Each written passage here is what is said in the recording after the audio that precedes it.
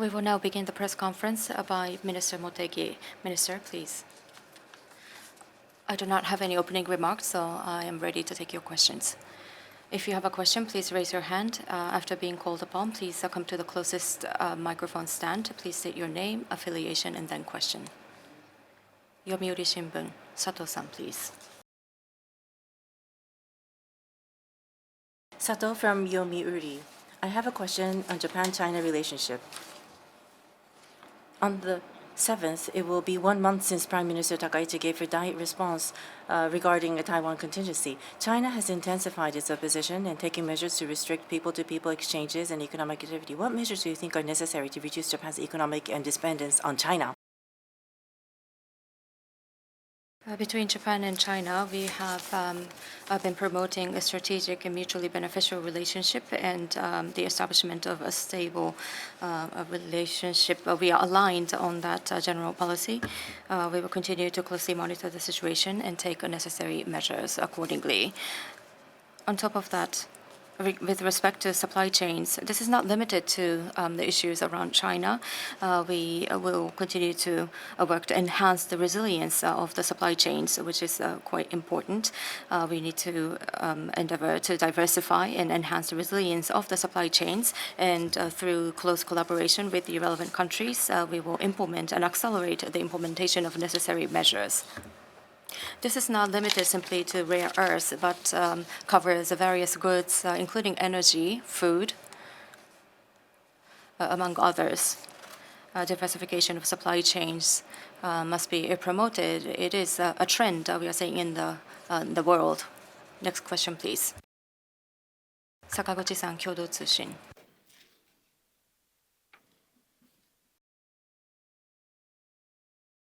Sakaguchi, Kyodo Tsushin.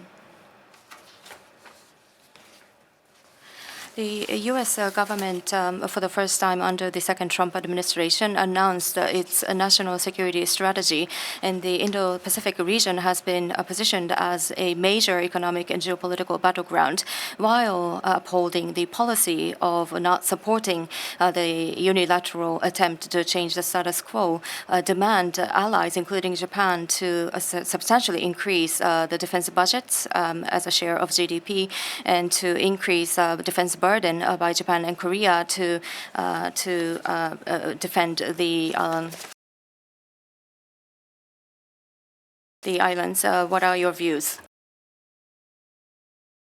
So I am aware that the national security strategy was announced by the U.S. government on the 5th Japan time, but we are currently scrutinizing, and I would like to refrain from making any comments on the details. But as you mentioned, in terms of strengthening the defense capabilities, we are taking ownership in this GDP 2%.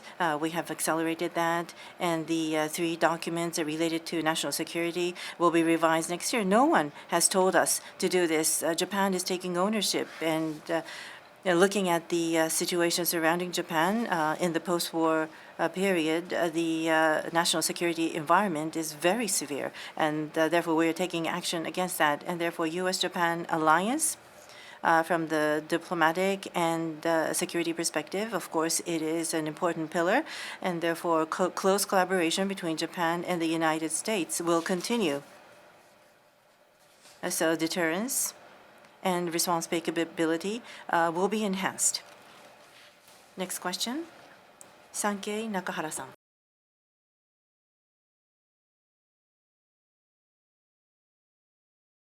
This is Nakahara of Sankei News. Regarding the cooperative framework among Japan, the U.S., Australia, and India, the Quad, I would like to ask about its current status. The Quad is an essential framework for achieving a free and open Indo-Pacific, a key policy of the Takaichi administration. However, due to the dispute between the U.S. and India over tariff negotiations, a meeting has not been realized this year. Where is likelihood of holding the meeting within this year? The Quad, Japan, U.S., Australia, and India. When I assumed the Minister of Minister for Foreign Affairs in September of 2019 at the UN Assembly. There was a meeting of foreign ministers meeting that has led to a summit meeting and has led to where we are today. And Japan, US, Australia, and India are 4 countries sharing basic values.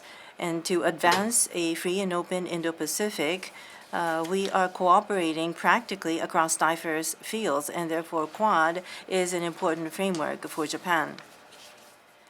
When President Trump visited Japan in October, the importance of enhancing the network of like-minded countries, including Japan, US, Australia, and India, was confirmed with Prime Minister Takaichi. When it comes to the next meeting of Japan, US, Australia, and India Quad Summit, dates are not fixed at this moment, but Japan is willing to further deepen cooperation and promote initiatives that truly contribute to the countries in the region. And we will make effort in order to make that possible. Next question, Jiji Tsushin, Chiba-san.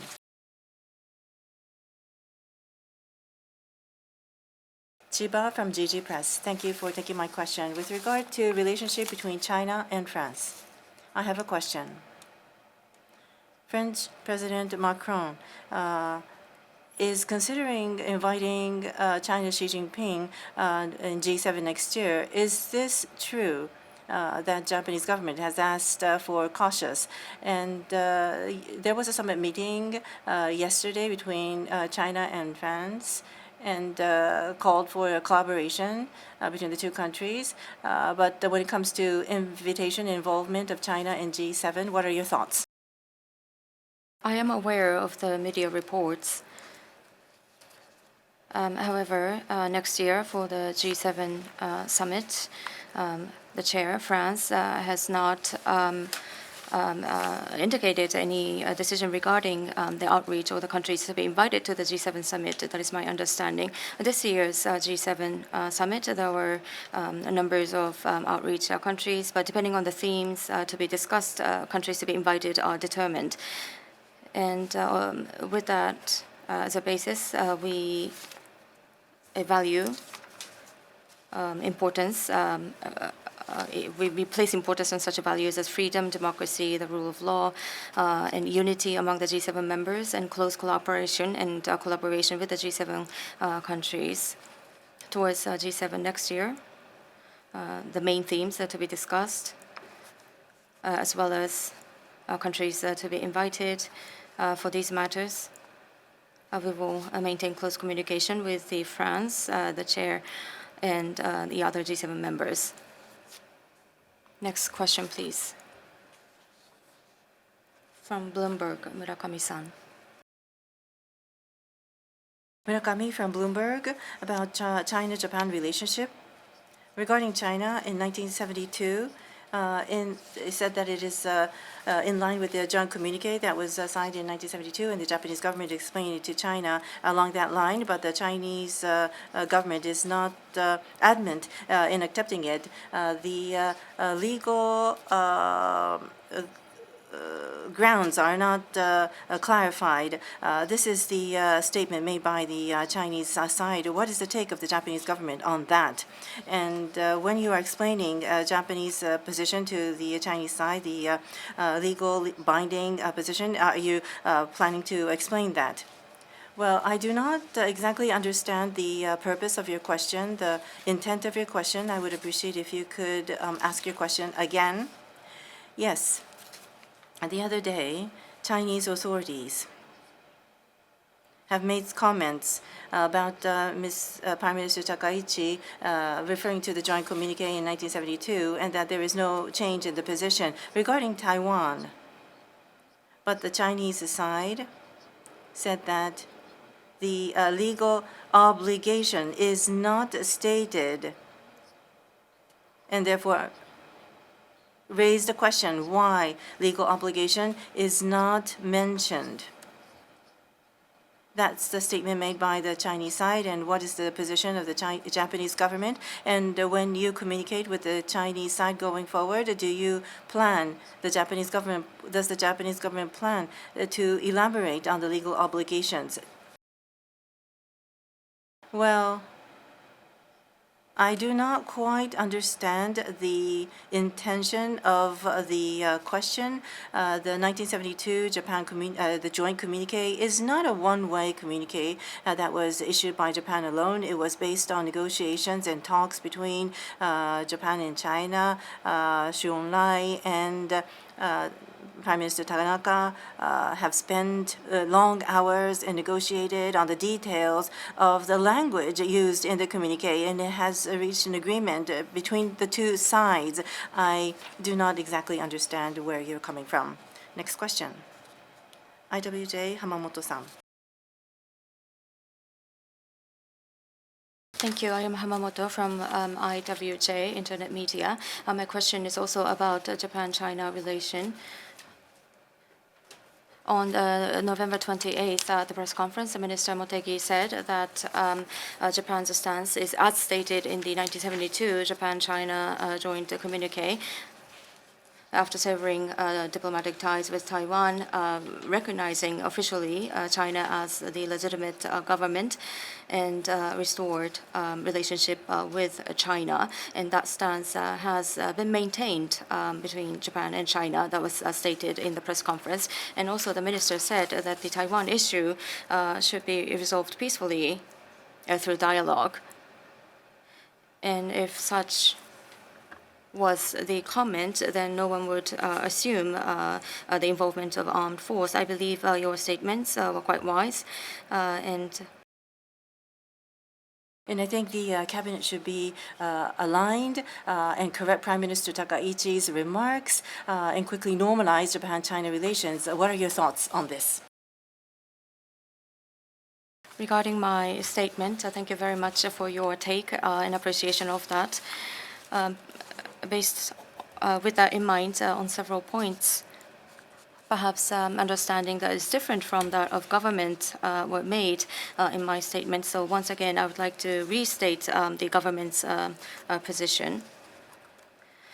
Regarding the government's view on the determination of a situation threatening Japan's survival is to determine what situation constitutes a survival threatening, and the government, in response to an actual situation and its individual and specific circumstances, makes a judgment by comprehensively evaluating all available information. And this has been the same explanation repeatedly provided by the government since the establishment of peace and security legislation by then Prime Minister Abe, and hence the government's position has been consistent. And as stated before, the government's basic stance on Taiwan is as stated in the 1972 Japan-China joint communique. And regarding the Taiwan issue, we expect the issue surrounding Taiwan will be resolved peacefully through dialogue. And this has been Japan's long-standing and consistent position, not my personal stance.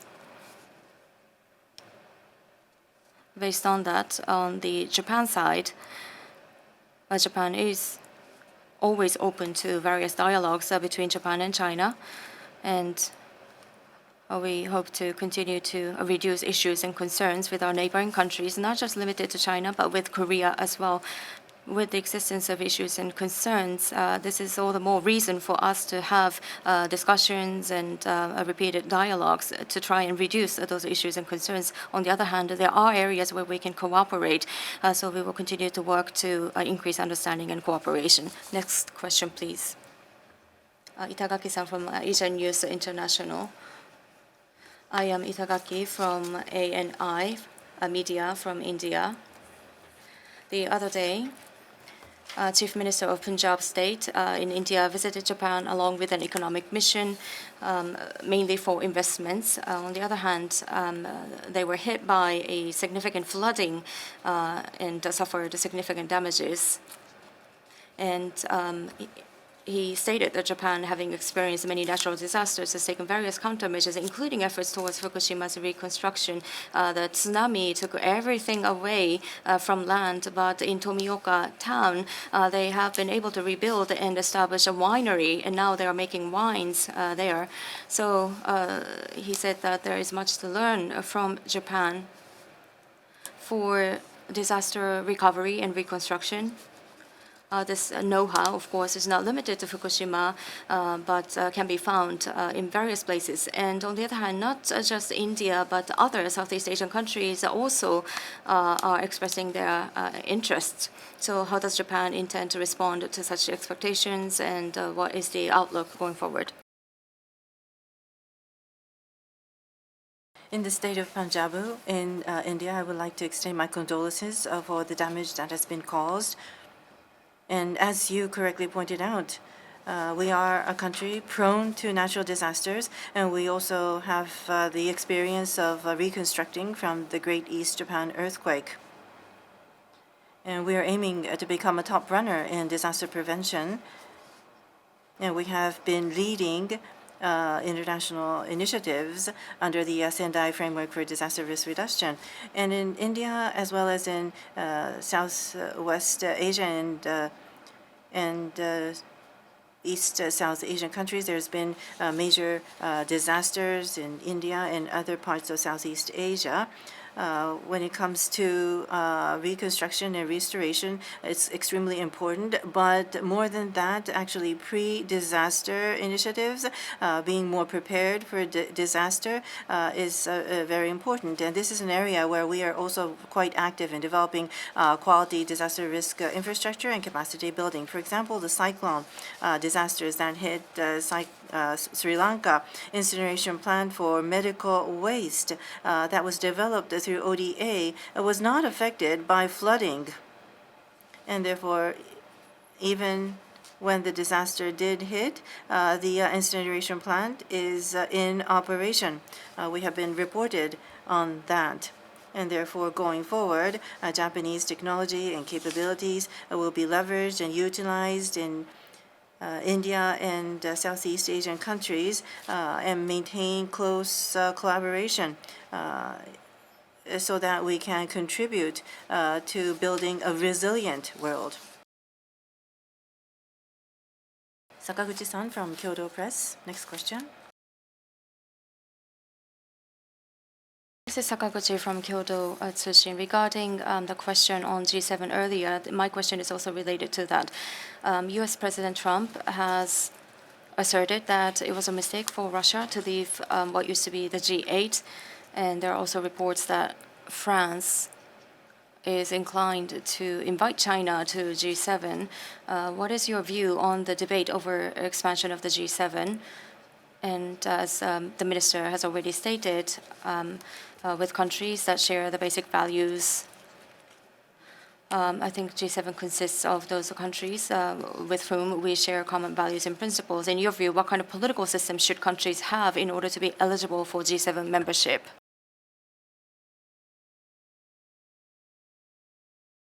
It's kind of repeating my answer to an earlier question, but Japan emphasizes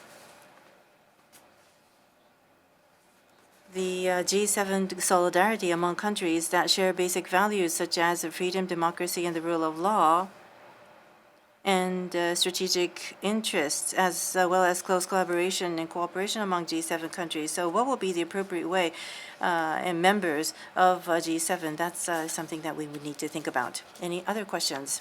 If there are no further questions, we would like to conclude today's press conference. Thank you.